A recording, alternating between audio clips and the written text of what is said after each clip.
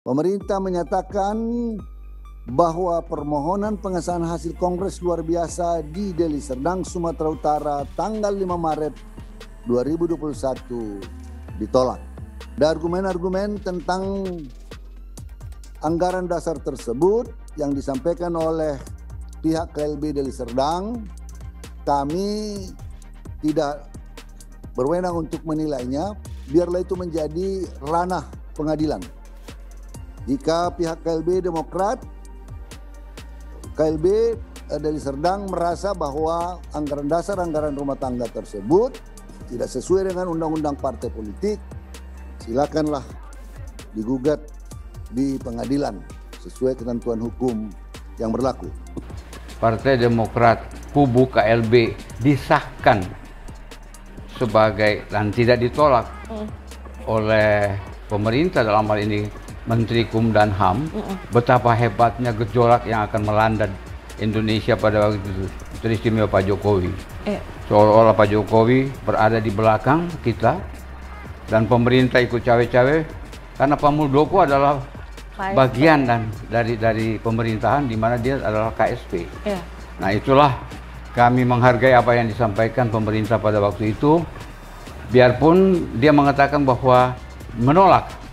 Tapi di sisi yang lain, sebelum menutup konferensi pers yang saya ingat pada waktu itu, Pak Mahfud MD sebagai Menko Polkam yang juga hadir pada waktu itu mengatakan silahkan ke pengadilan. Persoalan ini akan diputuskan di pengadilan. Jadi sama dengan apa yang disampaikan oleh Pak Yasona Lawli sebagai Menkumham pada waktu itu, silakan debatkan di pengadilan kalau belum puas dengan hal-hal tersebut. Dan saya kira itu adalah jalan yang memang harus kita tempuh sebagai pejuang partai yang ingin membawa Partai Demokrat ini ke kitoknya semula, bukan ke kitok sebuah keluarga atau kitok dinasti gitu. KLB ini adalah konstitusional seperti yang tertuang dalam ADART. Untuk itulah, sebelum saya datang ke sini, saya ingin memastikan 3 pertanyaan yang tadi saya sampaikan kepada saudara-saudara sekalian.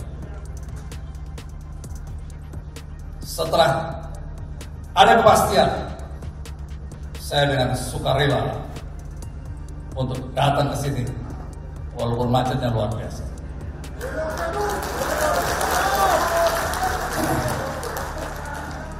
Saya juga sangat menghargai perbedaan pendapat yang terjadi dalam KLB ini. Ada yang memilih Pak Muldoko, ada yang memilih Pak Marzuki Ali. Inilah sebuah demokrasi. Saya sama sekali tidak punya kekuatan untuk memaksa saudara-saudara untuk memilih saya. Saya tidak punya kekuatan untuk itu.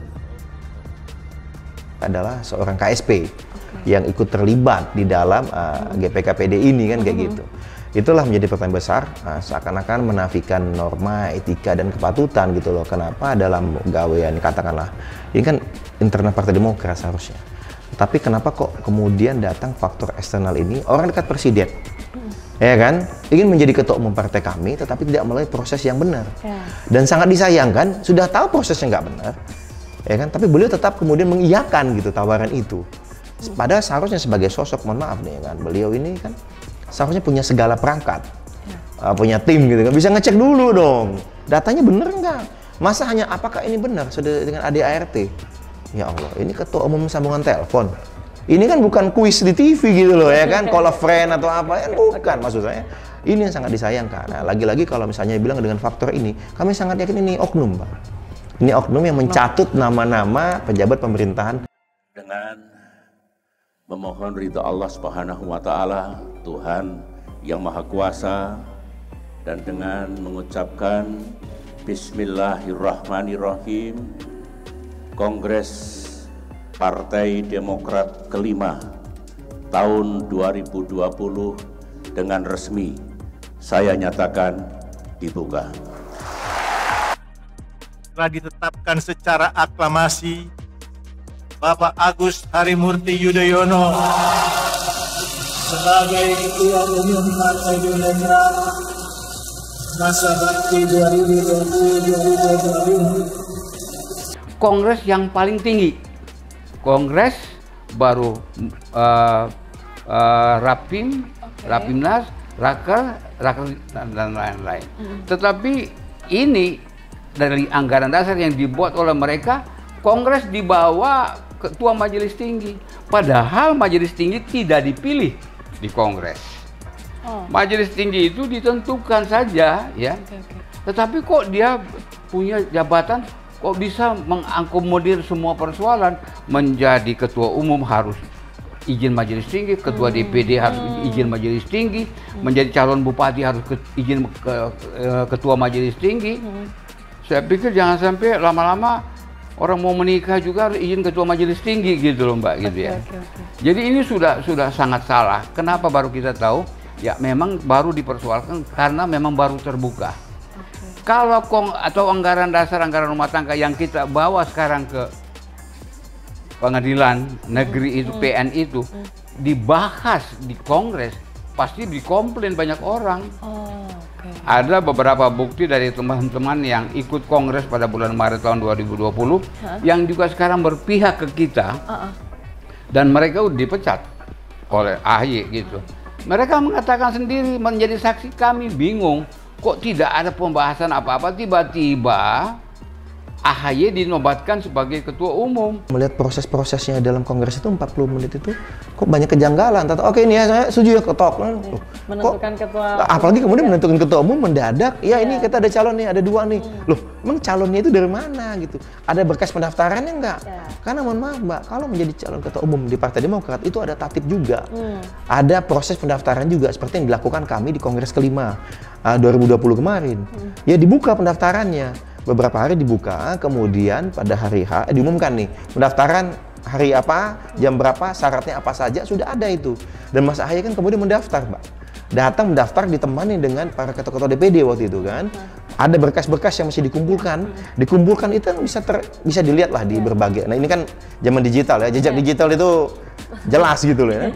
Mendaftar, menyerahkan formnya segala apa, dan ya kemudian kenapa beliau menjadi calon tunggal? Karena kan ada aturannya, menjadi calon itu minimal berapa puluh persen suara. Sedangkan Mas AHY itu pada saat mendaftar itu hampir 95% suara. Jadi memang ya mohon maaf kalau bukan tidak dibuka ruang ya, tetapi ya para pemilik suara maunya Mas AHY yang mendaftarkan gitu, maunya Mas AHY ini sebagai calon ketua umum.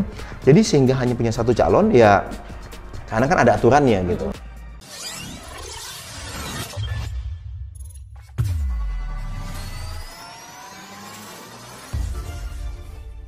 Partai Demokrat versi Kongres Luar Biasa KLB, Deli Serdang menilai perjuangannya belum berakhir.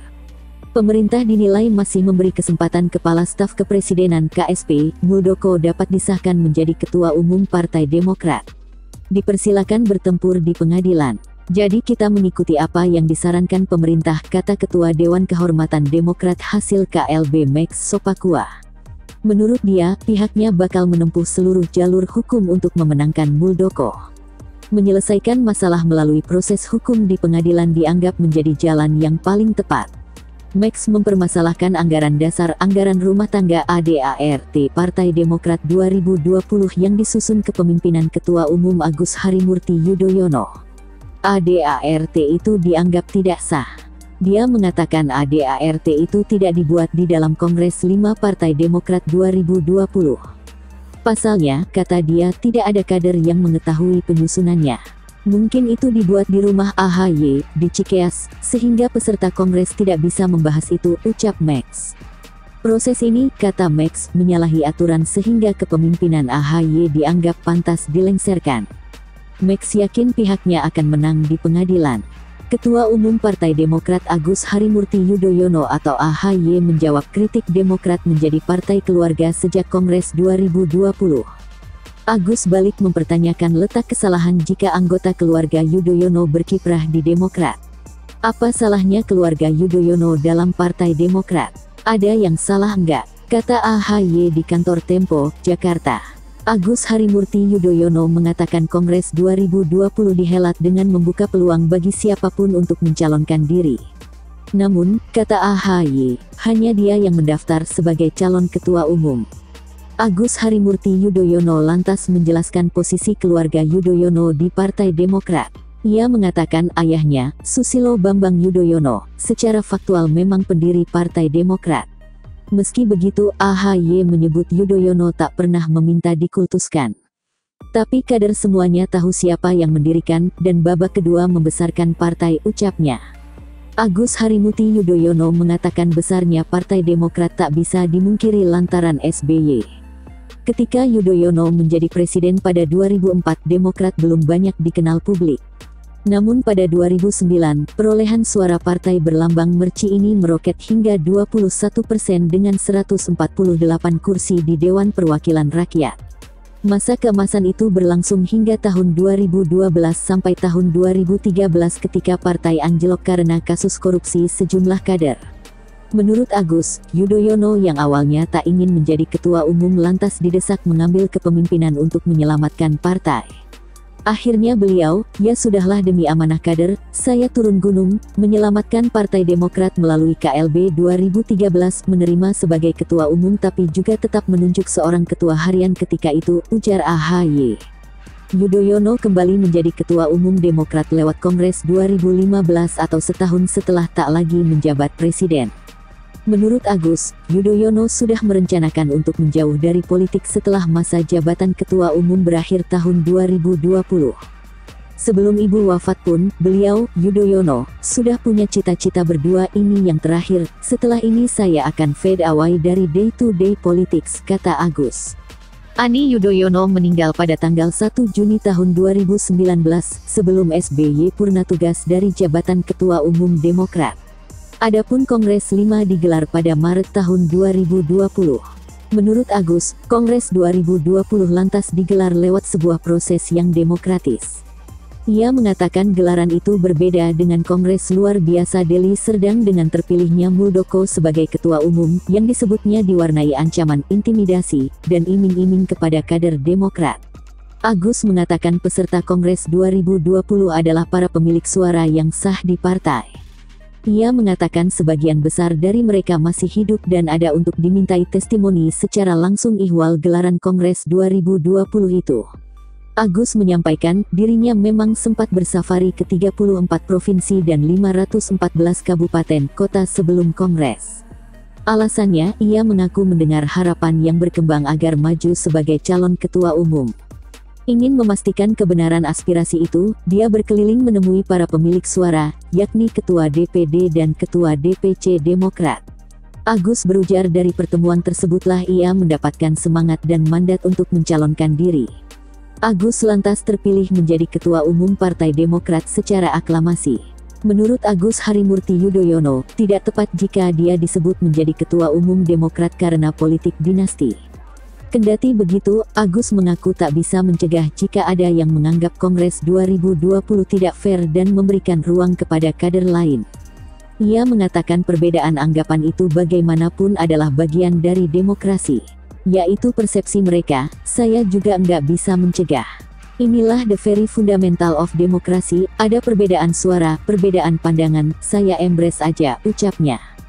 Agus Harimurti Yudhoyono mengatakan, banyak kader yang berterima kasih dirinya maju sebagai ketua umum.